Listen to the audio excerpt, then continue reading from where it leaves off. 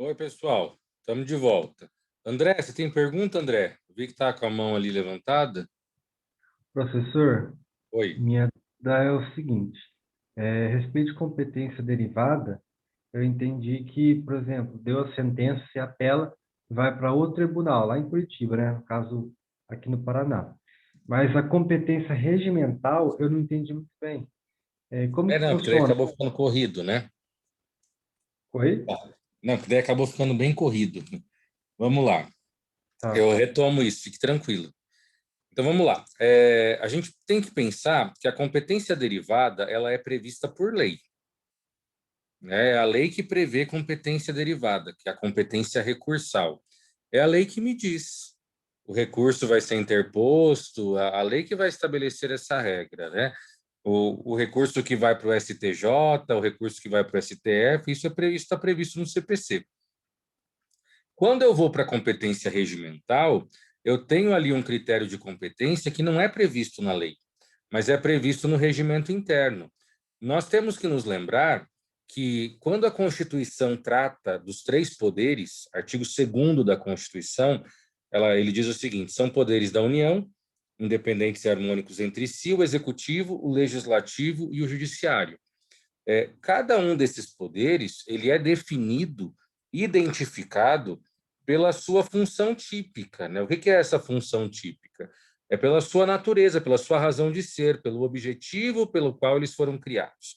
Então, o objetivo do executivo é administrar, o objetivo do legislativo é legislar, e o objetivo do judiciário é julgar. Só que esses poderes eles têm as suas funções típicas, né? Que são essas que eu comentei, mas eles também exercem funções atípicas. Então eu paro para pensar. O presidente, ele legisla, né? Nós temos a possibilidade do presidente legislar. Ele pode emitir um decreto. A gente não está vendo o governador emitindo um monte de decreto a cada 15 dias e tudo mais. O que é isso? É o cara que está no executivo legislando. Então, o governador ele existe, ou o presidente ele existe para legislar? Não é a sua função principal, mas é uma função possível. Da mesma maneira que o legislativo julga. Vocês acompanharam o procedimento, né, de impeachment da Dilma. O que é o impeachment? O impeachment é um julgamento feito pelo Poder Legislativo. Ah, mas o Legislativo não existe para julgar. Não é para isso que ele foi criado. Mas existem hipóteses em que ele pode julgar. E o Judiciário? O Judiciário serve para julgar, mas existem hipóteses em que ele pode legislar. E é nesse contexto que nós temos, por exemplo, o regimento interno. Então, o regimento interno ele é muito importante para que se entenda o funcionamento de um tribunal. Todo tribunal tem regimento interno.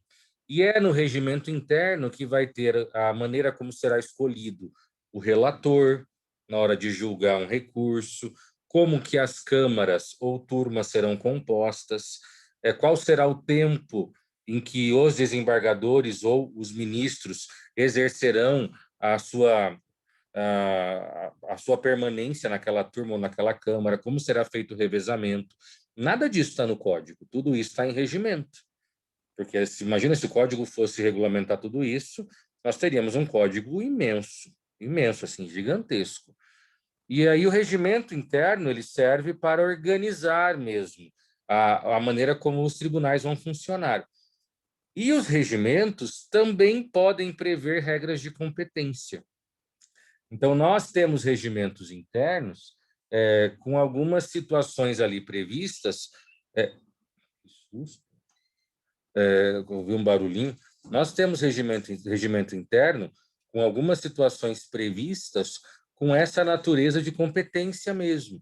E o exemplo que eu dei, que é um exemplo mais próximo de nós, é a questão dos juizados especiais.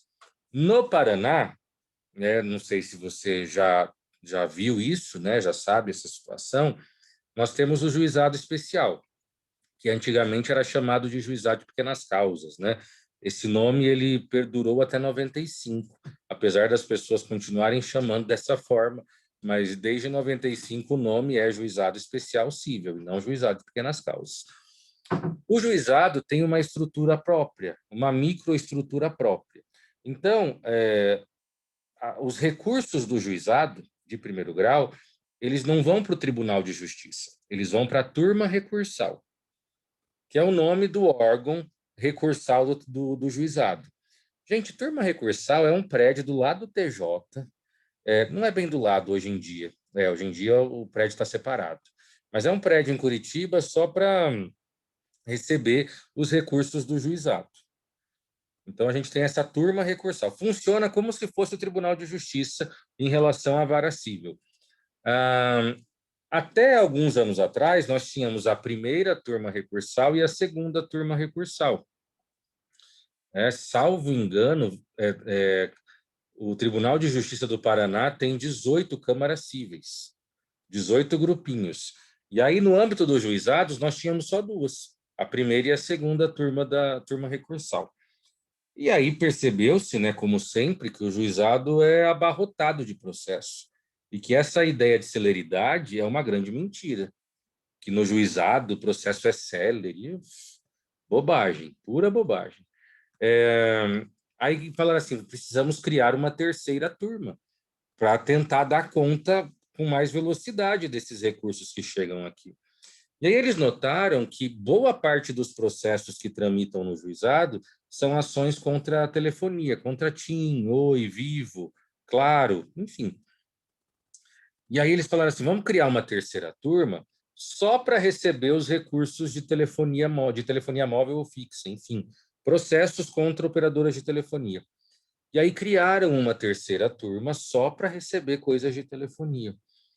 Agora, pensa comigo, o Paraná inteiro recorrendo, processo chegando na turma recursal. A lei dos juizados não fala nada de quantas turmas serão, qual vai ser a composição, tudo isso é regimento. Aí chega lá, é feita como se fosse uma vistoriazinha, sabe? Uma seleção, e aí assim, chegou um recurso de um processo de telefone, terceira, porque as outras duas vão ficar com o resto. Tudo que for de telefone manda para a terceira. Quem definiu isso? Um regimento interno. Isso não está na lei. Então, não tem como eu falar que é competência derivada. A competência derivada diz que vai para a turma recursal. E isso está na lei dos juizados. Agora, vai para onde dentro da turma recursal? Quem vai julgar? Quantas pessoas vão compor isso? De que maneira vai ser esse julgamento? Isso é previsto no regimento. Então, o regimento também tem esse caráter de competência funcional. Entendeu, André? Entendi, professor. Valeu. Beleza. Pessoal, vocês entenderam? Qualquer coisa, pergunta. Eu explico de novo. Não tem nenhuma dificuldade nisso.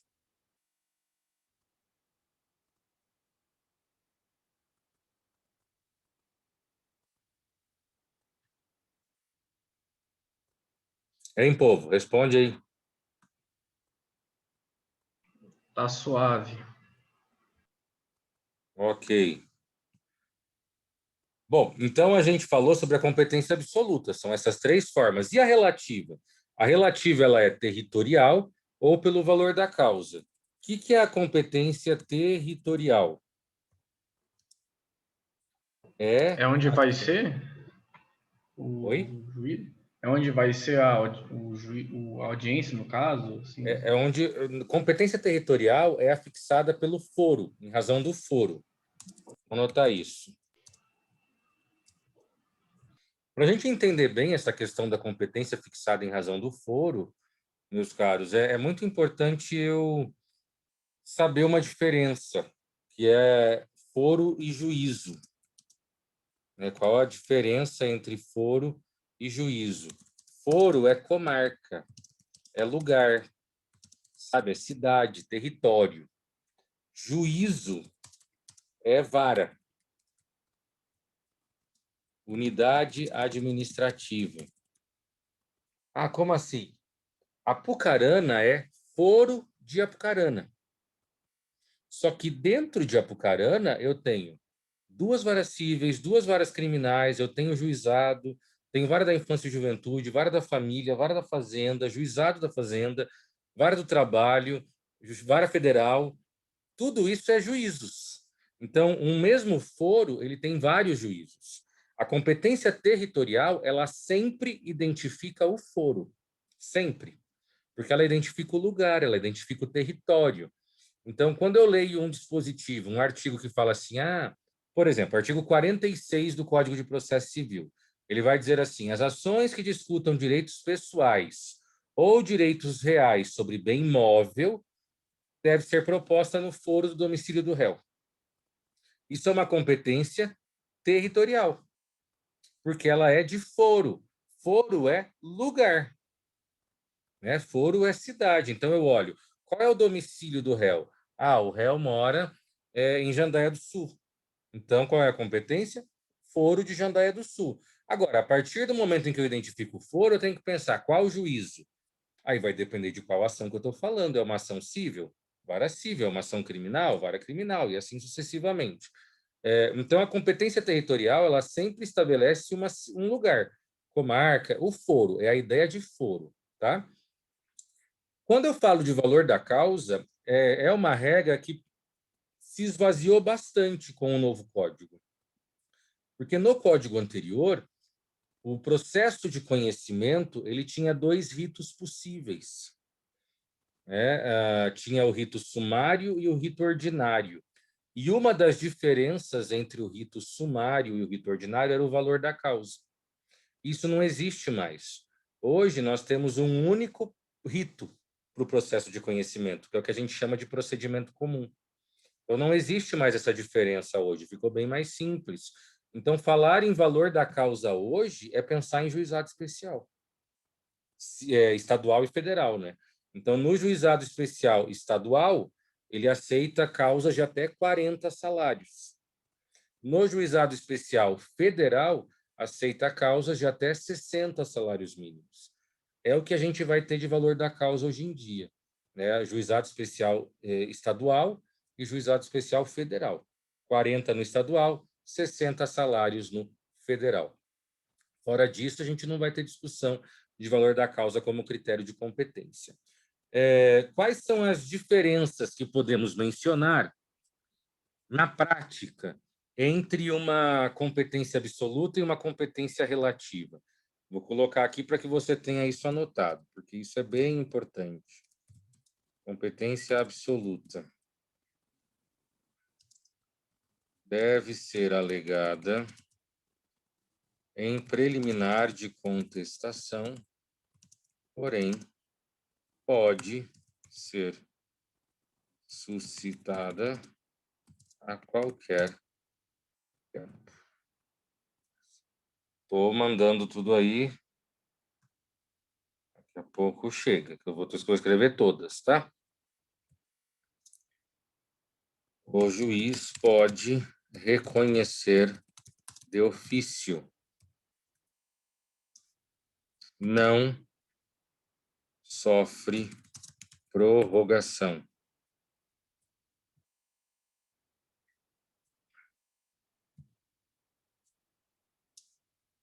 É defeito grave, podendo ser objeto de ação rescisória. As partes não podem convencionar de maneira diversa. Bom, coloquei para vocês aqui, então, quando eu tenho competência absoluta, matéria, pessoa e funcional, quais são as consequências disso? Ela deve ser alegada em preliminar de contestação pelo réu, mas se por acaso o réu se esquecer naquele momento, ela pode ser alegada a qualquer momento, a qualquer tempo ou grau de jurisdição. A regra de competência absoluta, ela não convalesce, ela não pode ser, o tempo não faz com que a incompetência possa ser ignorada. Então, um juízo absolutamente incompetente vai ser sempre incompetente. Ele não vai se tornar, a não ser que a lei mude, é claro, mas o tempo por si só não torna o juízo absolutamente incompetente competente, tá? O juiz pode reconhecer de ofício, Então, ainda que as partes não se manifestem, se o juiz verifica que é incompetência absoluta, ele pode se pronunciar de ofício. É um defeito grave. Então, se eu tenho uma sentença transitada em julgado que diz respeito à competência absoluta, cabe ação rescisória contra essa decisão, para destruir essa sentença. Ação rescisória, artigo 966 do Código de Processo Civil. São casos de defeitos processuais em que a sentença pode ser invalidada após o trânsito em julgado. As partes não podem combinar de maneira diversa, que era o que o Felipe tinha comentado. Isso é um dos efeitos, né? E na competência relativa?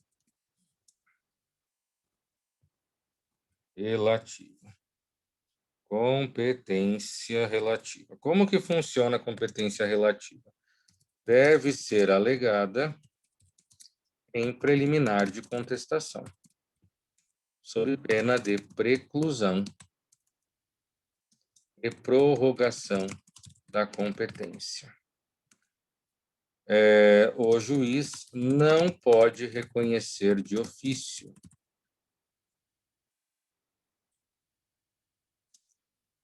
as partes podem convencionar de maneira diversa.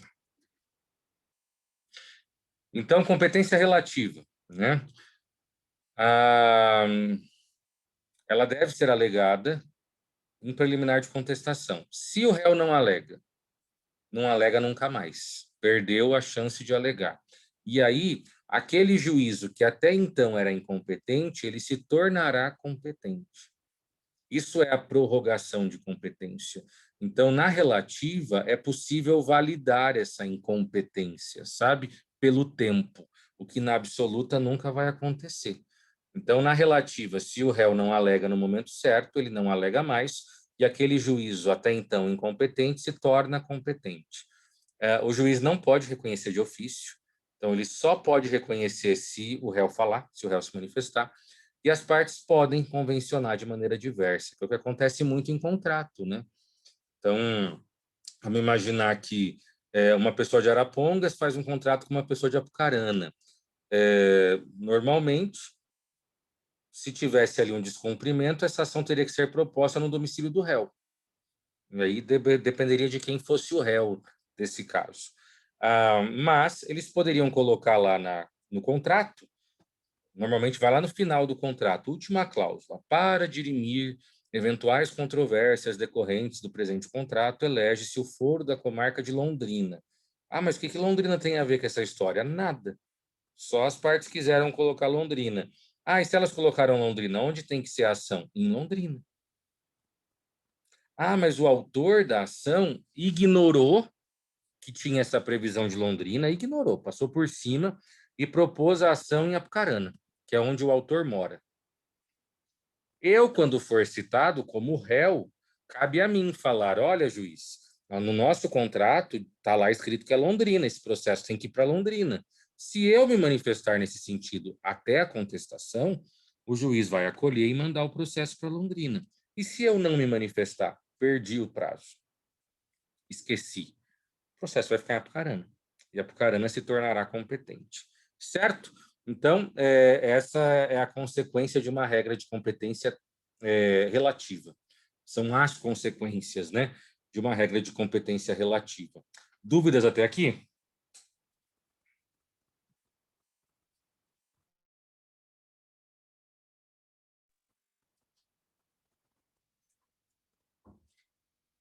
Tudo certo, professor. Muito bem.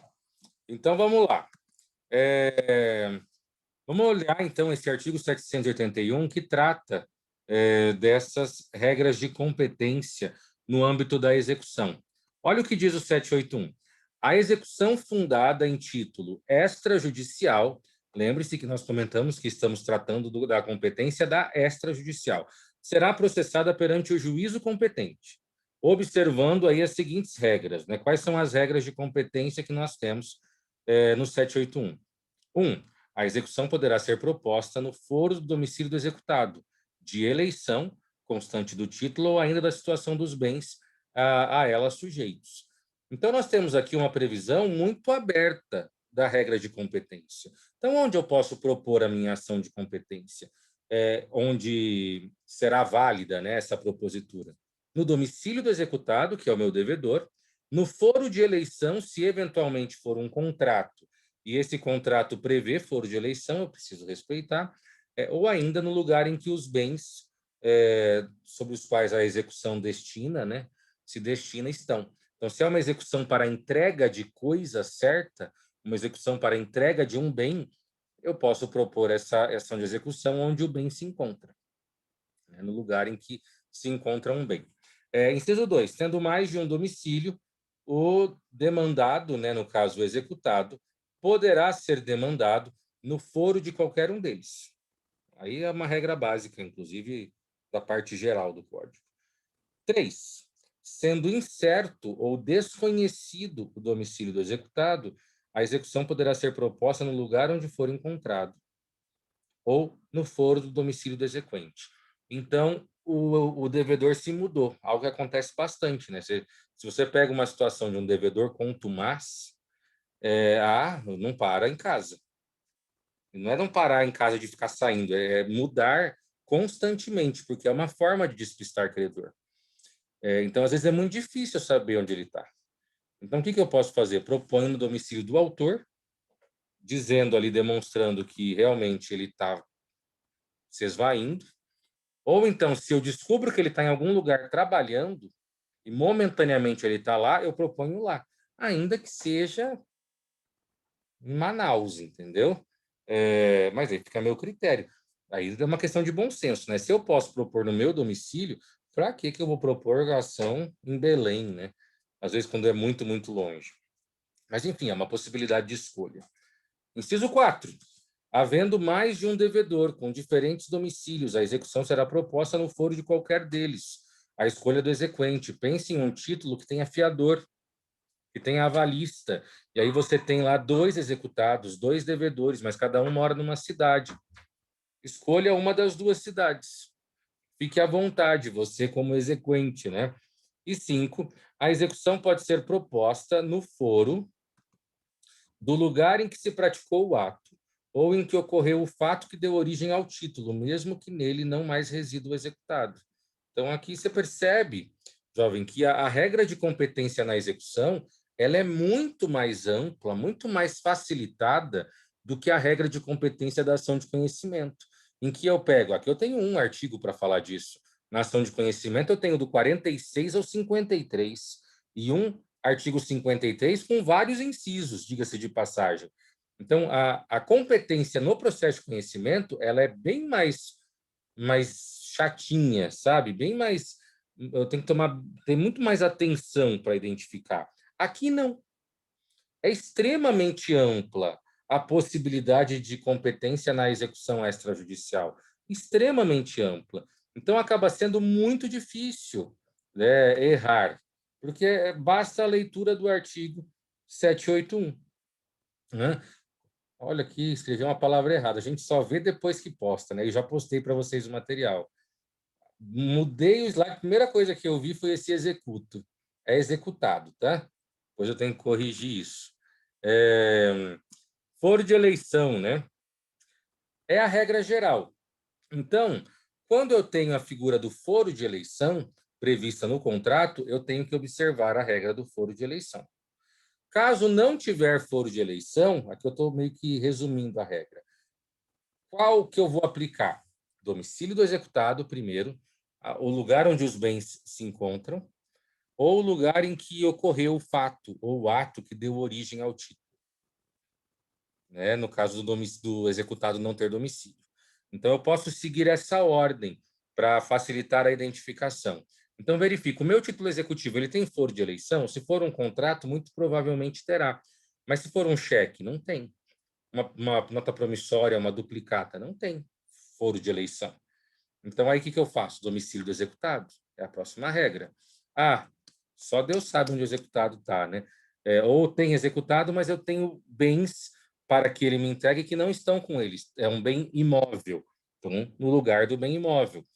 Ou então, se o executado não tiver noção onde ele esteja, e não seja para entrega de bens, né? Que eu saiba onde estão, aí vai ser no lugar em que deu origem, ou ainda, não está aqui, mas é uma possibilidade nessa hipótese D, no domicílio do exequente, né, onde o exequente mora. Até que eu coloquei aqui só uma regrinha, né? Atenção, as regras especiais contidas nos incisos 2, 3 e 4, caso não constassem no artigo, né? Essas aqui, 2, 3 e 4, elas não fariam falta, porque o artigo 46 fala sobre isso, do CPC. E a gente sempre tem aquela interpretação, né? A regra específica, ela pode fazer uso da regra geral. E quando a gente pensa em regra geral de competência no Código, vamos anotar isso. Regra geral de competência no CPC. Aí eu estou falando do artigo 46 ao 53. Falou de competência, eu não posso ignorar esses dispositivos. Que é isso que a gente vai observar na execução fiscal, meus queridos. Na execução fiscal, isso fica muito claro, porque eu aplico a lei de execução fiscal, que é uma lei de 81, mas eu complemento essa aplicação com o artigo 46, parágrafo 5º, que tem uma previsão específica para a execução fiscal. Então, execução fiscal, em que o Estado, o município, a União está te cobrando, querendo arrancar o seu couro, paga. Agora é época de imposto de renda, né? Então, se você não paga, vem uma execução fiscal nas suas costas. E aí? A execução fiscal, ela tem regra especial, ela não está prevista no CPC. A gente não tem, lá na parte de execução, um capítulo falando de execução fiscal, porque ela tem lei própria. Tá? Então, qual que é a lei própria da execução fiscal? Lei 6.830 de 81. E aí? Só que nós temos um código de 2015 que trata especificamente da execução fiscal, é o parágrafo 5º do 46. E ele diz o seguinte: a execução fiscal será proposta no foro de domicílio do réu, no de sua residência ou no lugar onde for encontrado. De novo, a execução fiscal será proposta no foro do domicílio do réu, no de sua residência ou no lugar onde for encontrado. Jovem, essa última informação você vai destacar com purpurina, porque isso aqui é uma puta de uma pegadinha de prova de concurso. Existe uma figura, quando a gente trabalha com competência, que é o chamado foro concorrente. O foro concorrente, meus queridos, é o tanto faz. É quando o dispositivo me coloca, a ação pode ser proposta em tal lugar ou em tal lugar. E aí fica a critério do autor essa escolha. Lembra que eu falei ali há pouco, né? Vamos voltar aqui, ó. Quando ele fala assim, ao inciso 4, havendo mais de um devedor com diferentes domicílios, a execução será proposta no foro de qualquer um deles. Isso é foro concorrente, do inciso 4 do 781. Por quê? Porque tanto faz se for no domicílio do réu 1 ou se for no domicílio do réu 2. Isso é foro concorrente. O parágrafo 5º do 46 não é foro concorrente. Nunca confunda isso. Nunca escreva ou marque uma alternativa que, a não ser que peça para marcar incorreta, né? Que diga que o parágrafo 5º do 46 na execução fiscal é foro concorrente. Não, ele é foro sucessivo. De novo, tchutchuco do meu coração. Nós estamos aqui diante de foro sucessivo. Então, eu tenho que seguir essa ordem. Eu preciso seguir essa ordem. Então, se eu tenho execução fiscal, o foro primeiramente competente, domicílio do réu.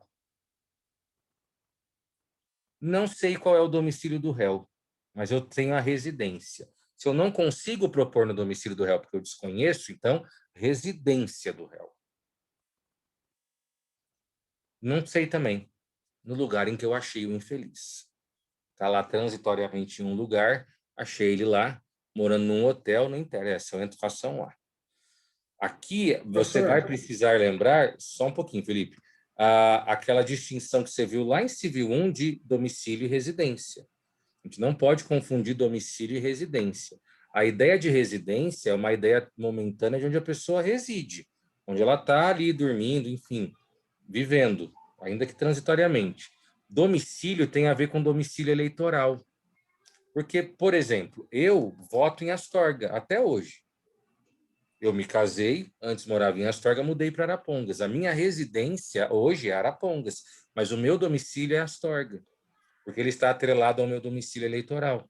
Então, uma execução fiscal contra a minha pessoa, num primeiro momento, tinha que ser proposta em Astorga, porque lá é o meu domicílio. Mas daí, às vezes, fala assim, gente, mas eu acho que o Tiso, eu não sei se o domicílio dele é Arapongas ou não, mas ele mora em Arapongas, então vou propor em Arapongas, porque eu desconheço o domicílio do Tiso. Ok, mas eu tenho que seguir essa ordem. Diga, Felipe. Só para ver se eu entendi direito, então, o concorrente, no caso, seria assim, é um ou outro. No sucessivo tem que ser um, mas se não é esse, aí é o outro, no caso. Seria Exato, isso? exato. Entendi. No foro concorrente, o autor escolhe do jeito que ele quiser. Ele tem total liberdade nessa escolha.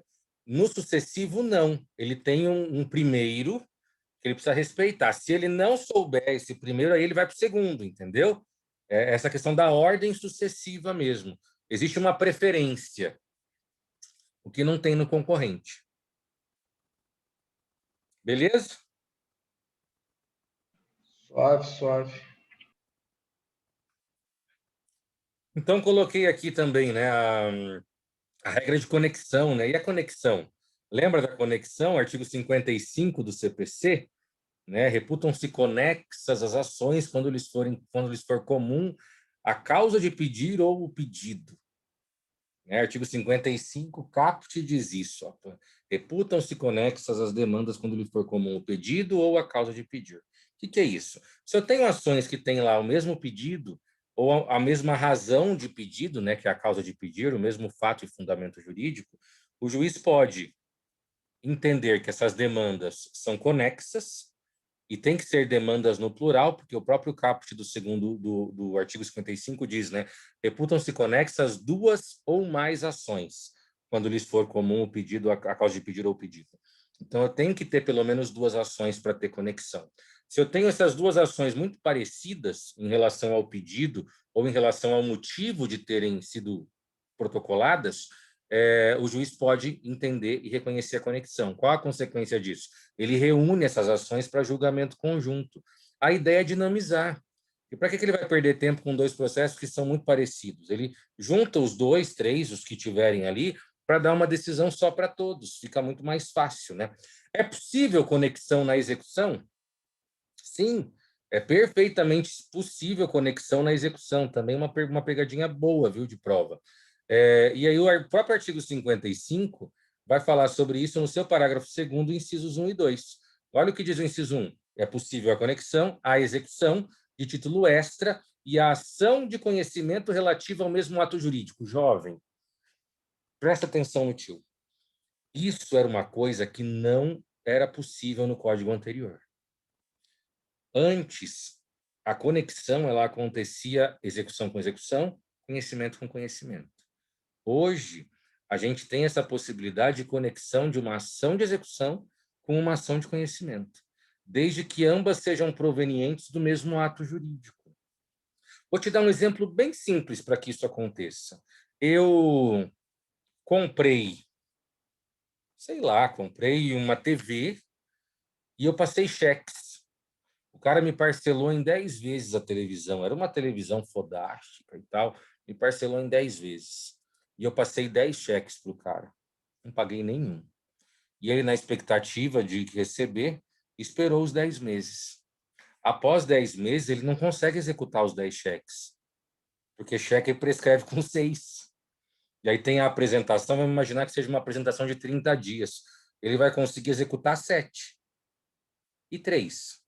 Ele não executa, tem que entrar com ação de cobrança, ação de conhecimento.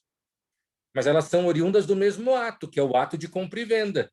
Então, eu vou ter uma ação de cobrança e uma ação de execução. Duas ações, mas são absolutamente conexas. São decorrentes do mesmo ato.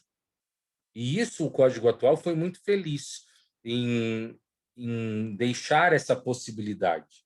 Tá? Em reunir, por exemplo, um caso como esse que eu acabei de comentar, de citar como exemplo. Inciso 2, execuções fundadas no mesmo título executivo, né? Então, eu tenho ali mais de uma execução fundadas no mesmo título executivo. Vamos imaginar que eu tenho ali um título executivo com uma pluralidade de devedores e eu, por opção, ingressei com uma execução contra cada um. Aí são várias execuções baseadas no mesmo título executivo. Elas são conexas. E aí, como consequência disso, nós teremos a reunião dessas ações para julgamento, para prosseguimento conjunto, né? Para andamento conjunto. Artigo 784, parágrafo 1º do CPC. A propositura de qualquer ação relativa a débito constante no título executivo não inibe o credor de promover-lhe a execução. O que é isso, né? Para a gente entender.